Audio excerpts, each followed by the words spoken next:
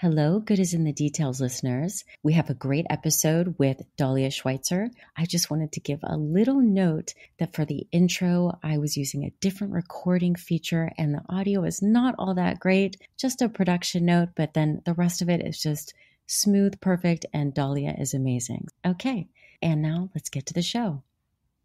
The way that the Black Dahlia was displayed is very reminiscent of a lot of surrealist art of that time. And a lot of surrealist art tends to portray women as objects and body parts.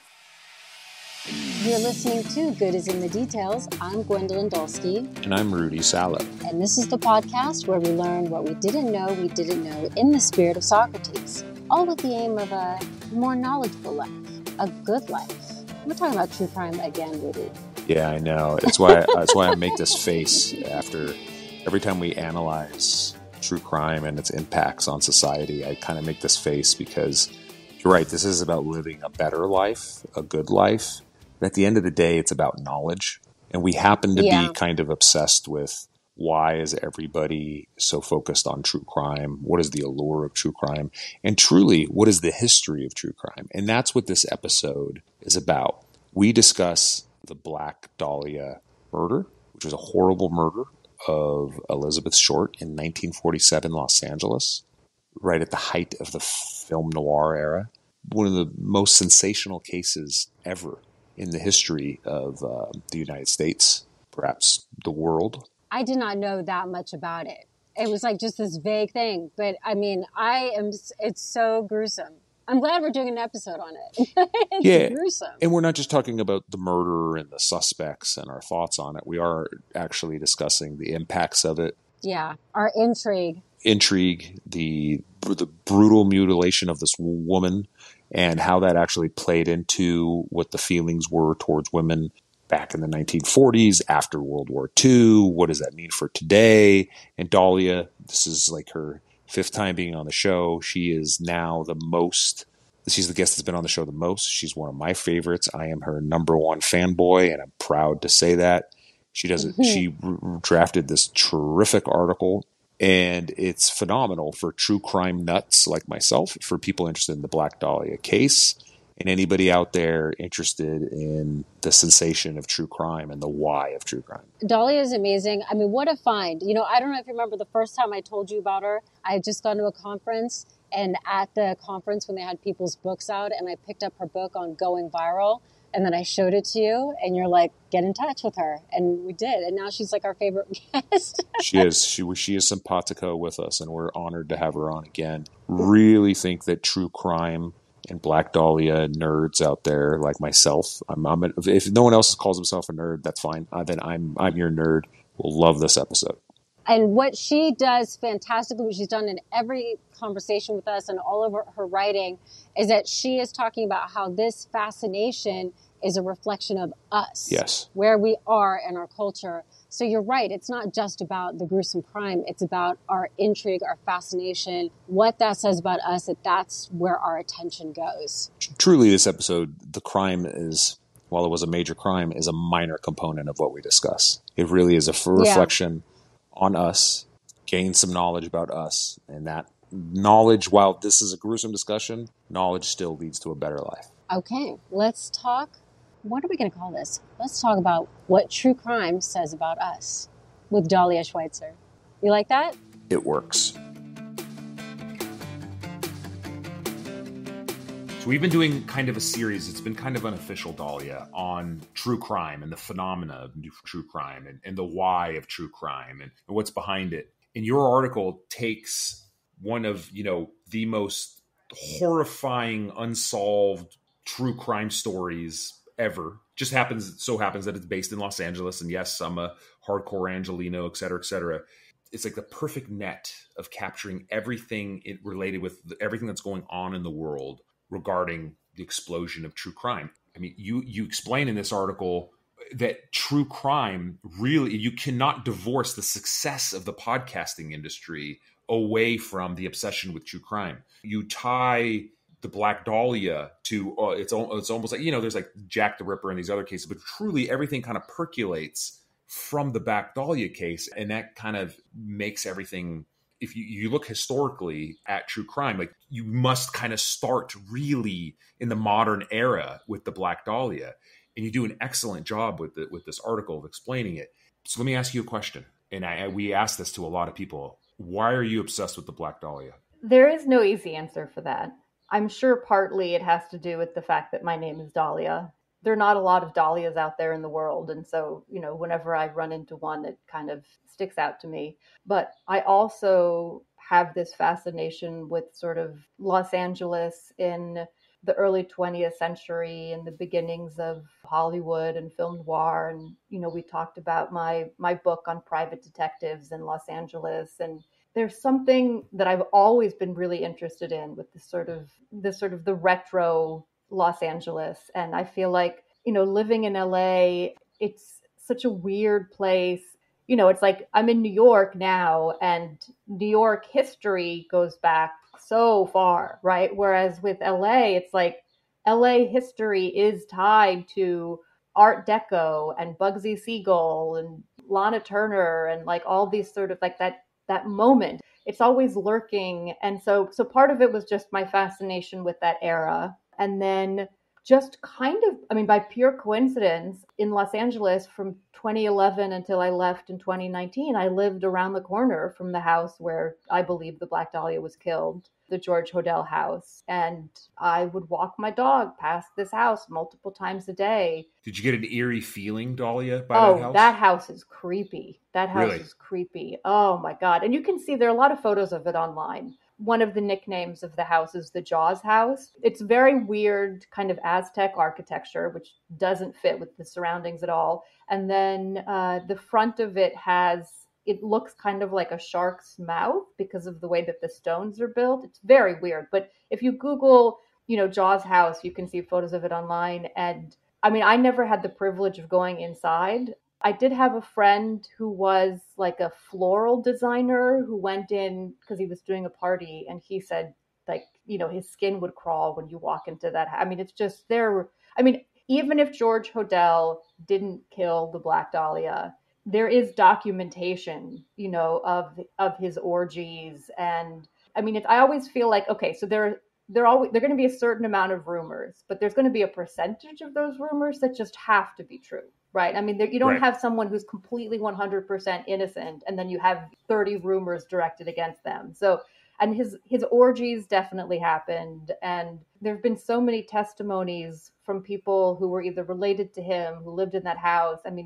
His son went on to, write the Black Dahlia Avenger, and it's a very creepy house. To bring our audience kind of up to speed, because you and I are like, up here on the Black Dahlia knowledge. So Black Dahlia was a woman, Elizabeth Short. She was murdered January 1947. Her severed body was found in half near Leimert Park in present-day Los Angeles. The crime has never been solved, but there have been theories all throughout the years. There are so many more books out there of people posturing of, well, this person killed her and that person. And James Ellroy had his book, and he had his whole Black Dahlia, theories out there. But the number one suspect is a gentleman by the name of George Hodel, who I believe worked in like the coroner's office, or he had he was a doctor. He was a doctor. Venereal disease doctor. So yes. He performed illegal abortions in the basement of this house. That's what it was. Yeah. Sorry.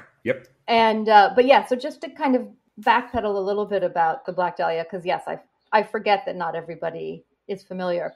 And this is, again, it's the ripple effect. Prior to the Black Dahlia murder, there was this idea that Hollywood was a place that was, sunshine and movie stars and palm trees, right? And this was the era of the studio system. This was the era when all the stars had their public personas that were carefully managed by the public relations departments, and you could have Theda Bara, for instance, who had this very, very exotic public persona. She lived with her mother. These things were just, you can think of Marilyn Monroe, right? As opposed to Norma Jean Baker, right? So this was the era where you'd never see Joan Crawford going to the supermarket, right? It was this very kind of carefully controlled image. And so everyone outside of LA who didn't know about the police corruption and all that had this idea of this sort of sunshine and perfection. And so the Black Dahlia murder was again, also a turning point because it got attention throughout the United States. And so it was this kind of this scandal where people realized like, oh, LA is actually dangerous, you know, and that Hollywood has this sort of like sordid underbelly. Again, that was kind of part of the turning point. But one of the things that was really interesting about the Black Dahlia is that the case has never been solved. And there are a variety of reasons why it hasn't been solved, which we can kind of get into. But it was never solved. And so it's really taken on a life of its own in the years since. And everyone has their own theory about who did it. One of the things that I talk about in my article is approximately 500 people so far have confessed to killing the Black Dahlia. And a lot of these people weren't even alive. You know, they're kind of people who were seeking attention. Like, you know, obviously these are not all plausible people. But because it hasn't been solved, it's created this whole industry. And that's something else that I find really fascinating is this industry has taken on a life of its own that's completely separate from the human being, Elizabeth Short. Nobody knows much about her biographical information. Very few people even know where the Black Dahlia nickname came from. There's been all these kind of urban legends that have been passed around so many times. One of the popular elements of her story is that she was an actress. She wasn't an actress, but that's just kind of been stuck on. And then it just, you know, kind of keeps getting transmitted over and over again. That's right. I was in preparing for this. I went onto YouTube and I watched some videos. And one of the facts is, oh yeah, she was an actress. Except nobody has any record of any auditions that she's ever done. So it's like that's kind of interesting. But she could have looked like an actress, right? Her look. Well, she was very glamorous. But you have lots of glamorous people who aren't actresses, you know. And even the fact that nobody knows for sure, like there isn't clear proof of where the nickname came from. Like even the nickname itself is ambiguous, and there are some people who say it was given to her when she was still alive at this drugstore that she hung out, and then there are other people that say it was given to her by the press after death. I mean, just really basic, like we're not talking about like who was her high school boyfriend, like really basic details that are vague and unclear. And for our audience who may not be film noir nerds, like, well, I'm a nerd. I will not call you a nerd, but I'm a film noir nerd. The Blue Dahlia is a very well-known film noir film with Veronica Lake that some people say was that her name was kind of taken from that, if you will, that because that movie was out and about and around during that era. My question in your essay that is really haunting for me, but is this the aesthetics of the murder? The way in which she's propped up like a doll, that lends itself to the allure. So and you're emphasizing that this is a human. And the irony is that most white women aren't actually murdered, but they are the ones who are highlighted, and that it might even be possible because of the fair skin. And you can see more bruising and things like that, that there's like this, I don't know how else to put it other than there's an aesthetic to the corpse that is drawing people in. So I was just wondering if you could expand on that and how this relates to the way in which women are viewed, that this is one way in which women are viewed as a thing and as a body. You know, in feminist theory, or a lot of people asking about equality, they often talk about legal equal rights, where there has been obviously a lot of headway. Something that is not really discussed nearly enough is the cultural hurdles. And to me, this is an example of the cultural hurdle where the woman's body is seen as an object and then the corpse is looked at as a doll or as intriguing. And there doesn't seem to be anything like grotesque about, you know, looking at or being attracted to or drawn to this bizarre thing where the person is turned into like an art piece almost. Yes. First of all, I'll kind of start with the last thing you said, where you said that she's displayed like an art piece almost. And I would argue that she is displaced like an art piece, full stop. And that's one of the things that I unpack in the article that I found really interesting. And again, even if you don't think that George Hodel is the one who killed her, which is, you know, your prerogative, one of the justifications or the arguments for why it was George Hodel was that he was good friends with a lot of the surrealist artists. He was good friends with Man Ray. They would come to his sort of hedonistic parties. So again, even if you remove George Hodel from the equation, the way that the Black Dahlia was displayed is very reminiscent of a lot of surrealist art of that time.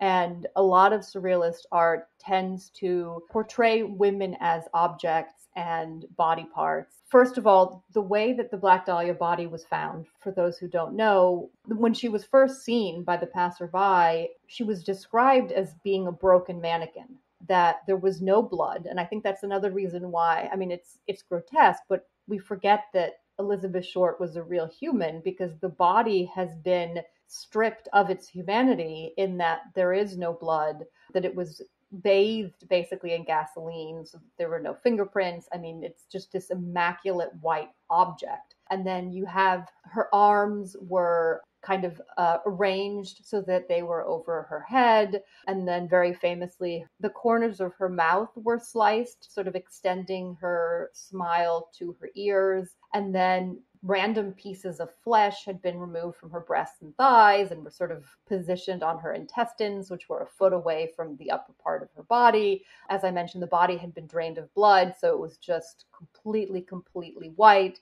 She did look like a doll, but then going back to the way that she was arranged, Man Ray actually has a painting called Black Widow, where the subject, a woman, has her arms above her head in exactly the same way as the Black Dahlia. And in the painting, the legs are spread apart, exactly like the Black Dahlia.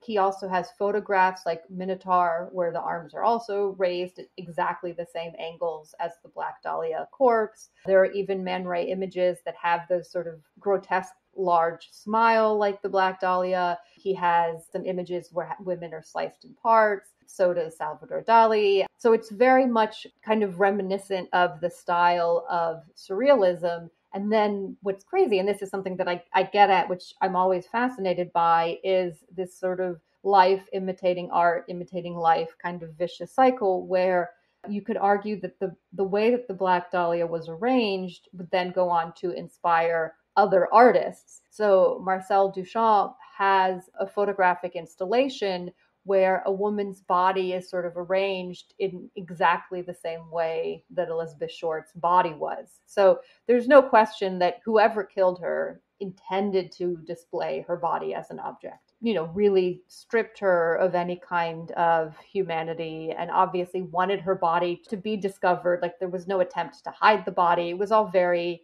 elaborately sort of displayed. So definitely a work of art, presented as a work of art, which I think has contributed to the fact that when we talk about her, we forget that she was a human. But then going back to the paleness of her skin, another reason why I think, she's had this mystique is, and again, she was whiter because she was drained of blood, but she had, this kind of alabaster skin and this jet black hair, which she dyed, and she often wore black clothes. So she had this very kind of striking visual aesthetic when she was alive, which continued into her death.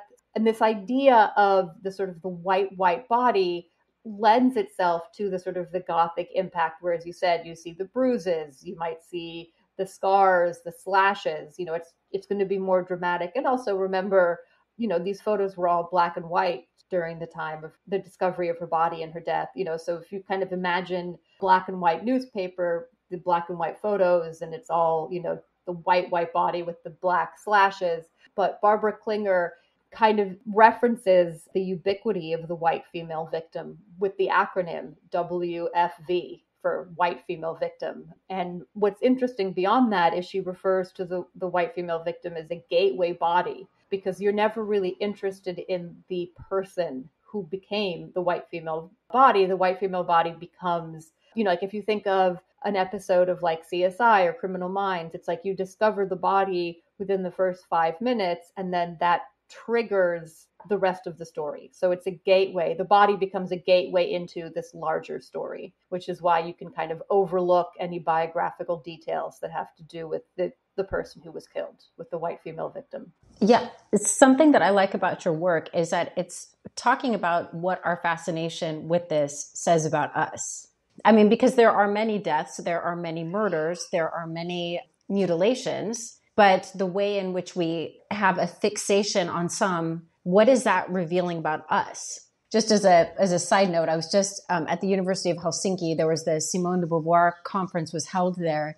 And I've been fascinated by one of Beauvoir's novellas called The Woman Destroyed, which is told in this first person narrative And it seems like a story, what this first person is describing going on in her life. But when you realize is that everything that Monique, the narrator, is describing is actually a reflection of what she chooses to experience and how she experiences the world. Everything that she is focused on is really an expression of herself. And so I think in the broader context to relate it to this, is that this fascination is not just about the murder, but that it's about us.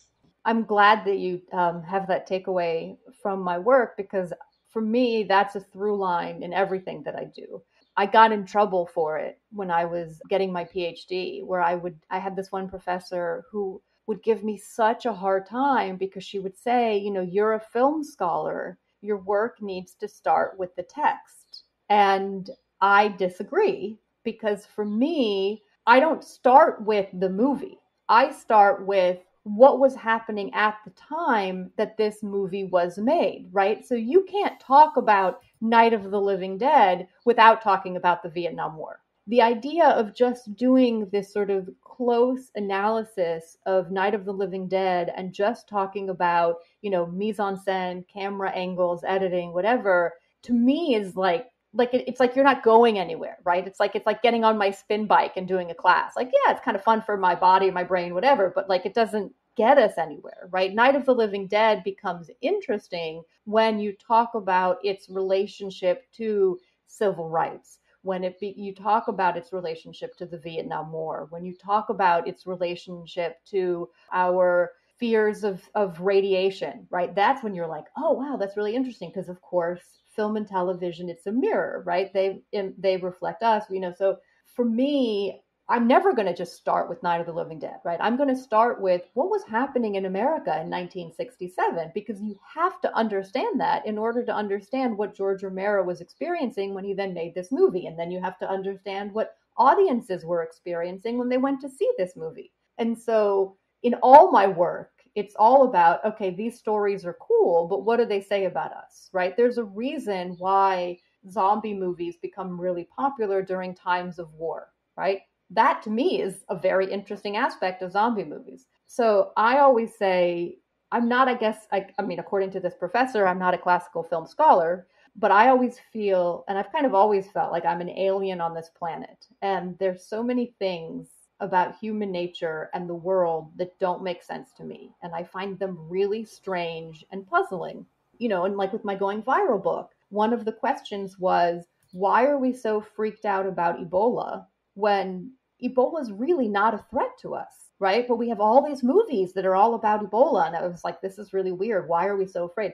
And so I analyze these sort of cultural phenomenons or these movies or these television shows, try to understand what is happening off the screen, right? So the movies and the TV shows become time capsules, these sort of manageable bite-sized microcosms that I can then unpack to understand these weird behavioral patterns that people have.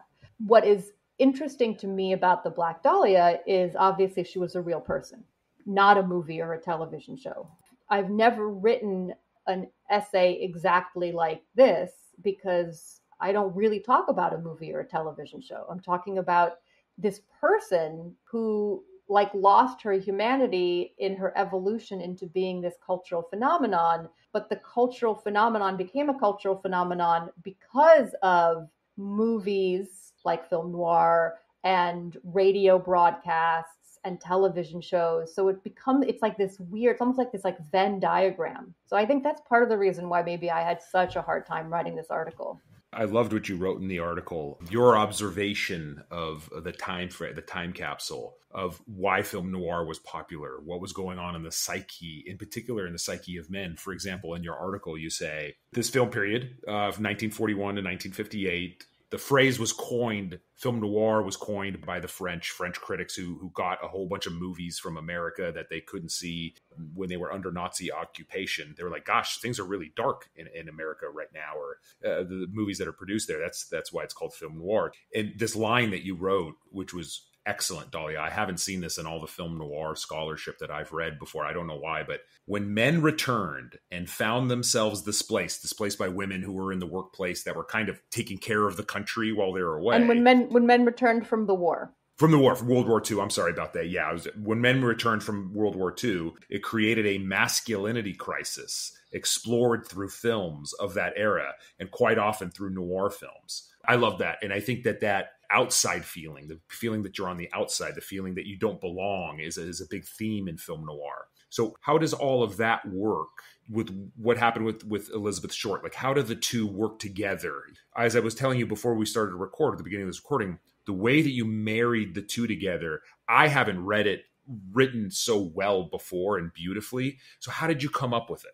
Part of it goes back to what I was saying before about the white female victim. And another thing that I talk about in the article is this concept of corpse porn, which is when you have this sexualized combination of violent death with this really graphic corpse. And again, I think this is something that's so fascinating to me about the Black Dahlia is that she's become sexualized, right? And like, how many other people who are brutally murdered, like this isn't like, someone who died of like typhoid on a fainting couch or something, right? This is someone who was literally slashed into pieces, has become like Dita Von Teese has a lingerie line named after her. I mean, it's taken on these very sort of like romanticized, sexualized connotation, which is just so weird. Part of that also goes back to this crisis of masculinity, because that's where the character of the femme fatale comes from, this idea of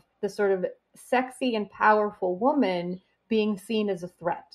You have this trope in film noir of this sexy and powerful woman who gets in the way of the male protagonist, does bad things, or at the very least somehow impedes his storyline and has to be removed. And Double Indemnity is always sort of, noir 101, right? But this idea of this woman who wants to kill her husband in order to get the insurance money, and this poor insurance agent that she somehow suckers into helping her pull this off. This idea of woman as being a threat, but also this fetishization of female bodies, because of course, when you're threatened by someone, a really easy recourse is to turn them into an object. And so it's this objectification of women. And then going back to what I was saying about surrealist art and this idea of, again, if something is threatening to you, chop it up into body parts. This prevalence in art, not just of, naked female bodies, which has existed since the before times,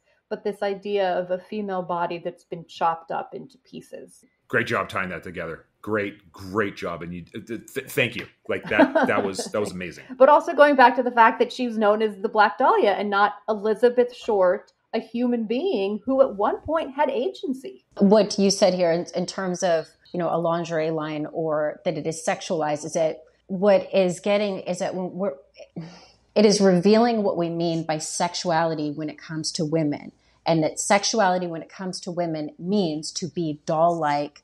I teach a philosophy of sex and love, and that the notion of women's sexuality is without agency. She is passive. Like, sex is something that is done to her. She's not an active participant. And that invades all sorts of ways in which, from photography to modeling to the way selfies are taken, the way women take selfies, where a lot of times the camera will be angled up, so it looks like they're looking up. So it's the appearance of somebody looking down on them, and that's considered to be feminine. That even saying that this is sexual should really stop and make us think, like, wait a minute. Sexuality for women means the more object like you are, that is what is appealing. And that is what is just like, it's so upsetting. And I'm just wondering, in terms of a corpse, this is also what's on my mind. And I'm trying to think of some examples here, but of where if there were a corpse found, let's say a male corpse or something like that, if somebody would be like, no photos, or don't disrespect the body, or have some respect, like,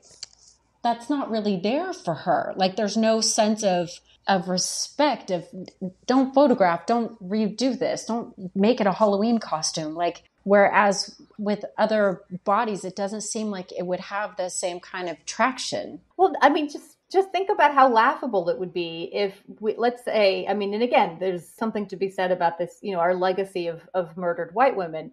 Let's say, Henry Smith is a man who was murdered and his body is chopped up into pieces. You're never going to have Henry Smith cologne. It doesn't work that way. I wouldn't wear that I mean, for what it's worth. I don't wear cologne, and I kind of stay away from people. But not to make a joke of it. No, I would definitely not. But when you put it into that context, the fact that there's a Black Dahlia perfume or something along those lines is like it's pretty upsetting. Oh, what about a line of boxers? Of like, I mean, it's like if you just don't wear boxers either. But that's a whole. We're not going down the road of what Rudy's lingerie here. Okay, no. But really, I mean, thank you, Dahlia, because I am upset when you guys put it into that context. It's really upsetting. You know, in the article I quote Edgar Allan Poe, who writes, "The death of a beautiful woman is unquestionably the most poetical topic in the world." I mean, could you imagine if someone wrote, you know, the death of a man is the most? I mean, it doesn't work. Because as you said, there's something so inherent about women that they're, you know, beautiful, supine, you know, scantily clad. I mean, you have the whole man is the subject, woman is the object. You know, I mean, we can pull out old Laura Mulvey, right? I mean, it all just the active man, the passive woman, man, you know, the woman is to be looked at, the man does the looking. I mean, this is like so hardwired into our DNA. So why are women your opinion, Dahlia? Why are women the highest consumers of true crime then? Is it your opinion that they're learning in order to protect themselves? Are they learning to like what not to do? I'd love to hear your thoughts. I researched that because it is an interesting question. And one of the, I don't know if it's surprising, but a very common answer is that they are learning the skill set. They are learning what to do in this situation. And, you know, again, not all of this is conscious. Like they might not be, you know, watching it and like, you know, jotting stuff down on a list. But part of it is this, and, you know, women tend to emotionally empathize, we connect, whatever. But so there's this connection with the victim. How can I avoid being the victim in that situation? And also, you know, I always want to go back to horror movies and this idea of, you know, Robin Wood's The Return of the Repressed and the fact that we love horror movies because we can experience these things that we're curious about while still being perfectly safe, right? So I think women, I mean, you know, I feel like every woman knows, you know, if you walk down a dark street at 1 a.m, you're a little bit at risk, right? We all know this. It's always going to be on the radar. And so to hear these stories about other people who experience these things that could happen to us, but we're experiencing them from the safe remove of our home or car or wherever you're listening to these stories.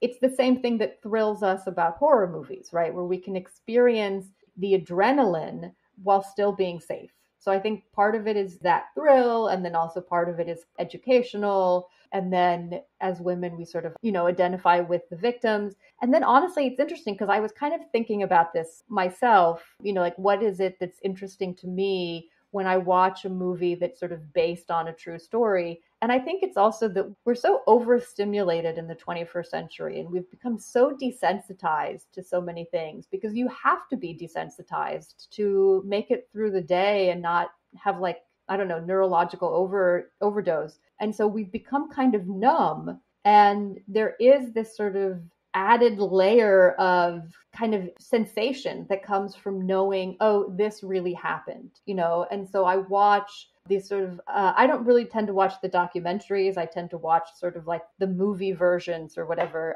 But just knowing like, oh, this really happened and being able to sort of like Google it and look up at the Wikipedia page and see where the person is now and what prison they're in. Like, I just feel like it kind of breaks through the numbness a little bit. In your opinion, what makes, when it comes to true crime, what is a way to respectfully, like, can you think of somebody who's done it well to respectfully tell the story? Because there has to be an element of storytelling in order for true crime to be true crime. Or in your opinion, can you think of somebody who got it way wrong? Because there seems to be something also problematic about it, about using somebody's tragedy as a production company that's then going to make money and needs advertisers, sales. Like, that's what we're talking about when you're putting on a true crime, you know, either podcast or documentary. So can you think of somebody who does it well, or maybe somebody who doesn't do it well? For not doing it well, I can say that the Dahmer Netflix miniseries is a very clear example. I have not watched it, but I have read protests by victims or victims' families, just kind of talking about how violated they feel and how they weren't consulted when it came out. And then I think there's also something to be said for, like when there's like a terrorist attack,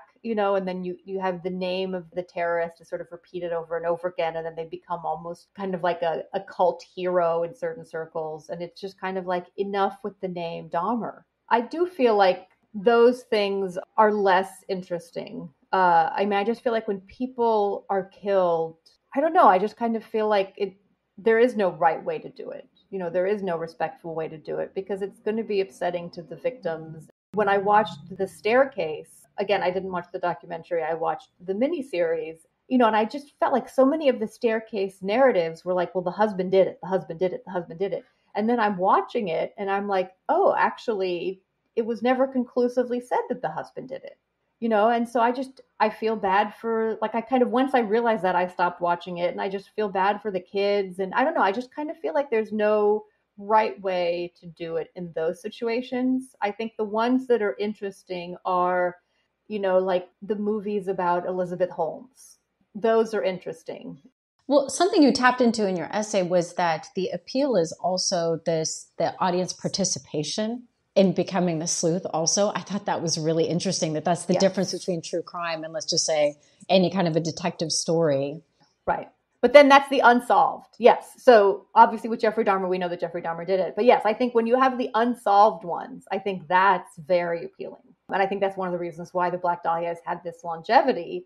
I mean, I talk about only murders in the building, but I think that's the allure of the podcast, the true crime podcast, where the case hasn't been solved. You don't know who did it. And there's this idea that you or I could figure it out. That's where you go back to like Serial and like, this idea of like, oh, I am going to correct the course of justice through my podcast. And, I think that's something that's very, very compelling about true crime, because those are real people. And so, yeah, so that's very different than the Dahmer, because that's this idea of it's unsolved. And you do kind of feel almost like you're like this vigilante where you're like, I'm going to do something about this unsolved case. And there are stories of, podcast hosts who, solved the case, or just by virtue of bringing attention to the case and more eyeballs, got the case solved, so 20 years later, somebody gets arrested. That's definitely a whole level of interest that you're never going to have with fiction. Mm-hmm. Dahlia, thank you so much. I want to just let you know that my students for my philosophy of sex and love class, which has now been renamed Contemporary Debates in Sexuality, but they read chapters 5 and 6 of your book on LA Private Eyes, and they love it. And they give presentations where they have to pick their own detective type story, and it can reach back to any point in time and use your book as the foundation for the analysis of the women and the men in the film. And they all have this aha moment and this fun moment of putting together this genre and gender stereotypes or ideas about men and women. I love that. So I had to let you know, like, that they, it's a very, very fun thing that's been introduced in my class in the last couple of semesters, and I'll keep doing it. So your work, that's so great. Rudy's not just the big fan. Like, there's a lot of people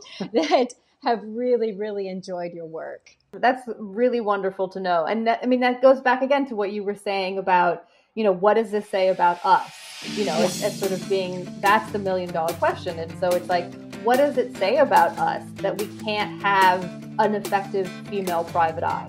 What does that say about us? What does it say about us that we're still talking about the Black Dahlia so many years after she was murdered? It's like, what does it say about us?